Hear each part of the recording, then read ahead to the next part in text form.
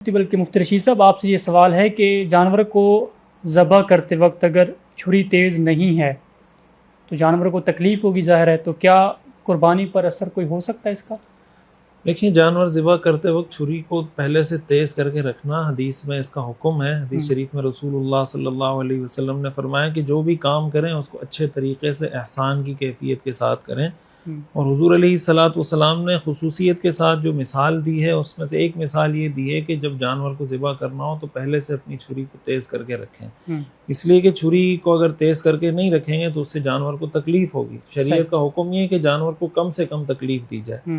جہاں تک اس بات کا تعلق ہے کہ قربانی پر کوئی اثر ہوگا یا نہیں، تو اس کا تعلق اس بات سے ہے کہ جو 4 رگیں کاٹنے کا حکم ہے ان میں سے کم از کم 3 رگیں اس نے کاٹ دی ہیں یا نہیں کاٹی۔ ٹھیک ہے، اگر 3 رگیں کاٹ دی ہیں تو ہم یہ تو کہیں گے کہ اس نے خلاف شریعت عمل کیا یا غلط کام کیا، جانور کو تکلیف دی، لیکن قربانی بہرحال اس کی ہو گئی۔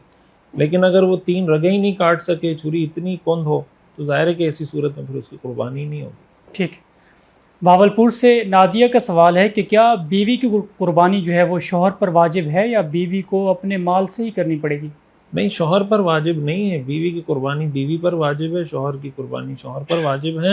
ہاں، شوہر کرنا چاہے اور اس کے پاس اتنی استطاعت ہو تو اس کو کر لینا چاہیے، بیوی کو بتا کر اس کی اجازت سے، یا بتا کر کہ میں تمہاری طرف سے قربانی کر رہا ہوں۔ لیکن اگر شوہر بیوی کی طرف سے قربانی نہیں کرتا تو شوہر پر کسی قسم کی کوئی ملامت نہیں ہے، شرعاً کوئی، یعنی اس پر لازم نہیں ہے کہ وہ بیوی کی طرف سے قربانی کرے۔ اوکے، اگلا سوال آپ سے یہ ہے کہ اگر خریدا ہوا جانور جو ہے وہ بعد میں پتہ چلے کہ وہ پریگننٹ ہے تو اب کیا کریں گے؟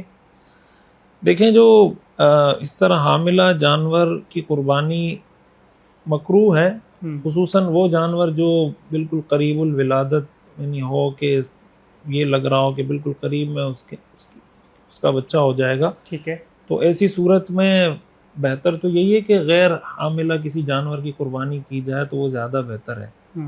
اب البتہ اب یہ ہے کہ اگر وہ صاحب نصاب نہیں تھا اور اس نے جانور خرید لیا تو چونکہ یہ جانور کی قربانی اس پر یہ جانور ہی متعین ہو جاتا ہے، تو ایسی صورت میں بہرحال وہ قربانی کرے گا۔ حاملہ جانور کی قربانی اگر کی جائے قربانی ہو جاتی ہے، لیکن بہتر یہ ہے کہ اس جانور خریدنے سے پہلے اس کی تحقیق کر لی جائے کہ اگر ایسا کوئی جانور ہے تو وہ نہ خریدا جائے۔ اور غیر حاملہ جانور کی، یہ جو لوگوں میں مشہور ہے کہ اگر جانور کے پیٹ سے بچہ نکل آیا قربانی کے بعد تو وہ کہتے ہیں اس کی قربانی نہیں ہوئی، صحیح بات، تو یہ بات غلط۔ ٹھیک، ویسے اس بچے کا حکم کیا ہے جو زندہ ہے؟ ہاں، اس میں یہ ہے کہ اگر وہ زندہ ہے تو اس کو بھی ذبح کر دیا جائے، اور ذبح کر کے پھر اس کا گوشت بھی استعمال کر سکتے ہیں، لیکن اگر وہ مردہ ہی نکلا تو ایسی صورت میں پھر اس کو استعمال نہیں کر سکتے۔ ٹھیک۔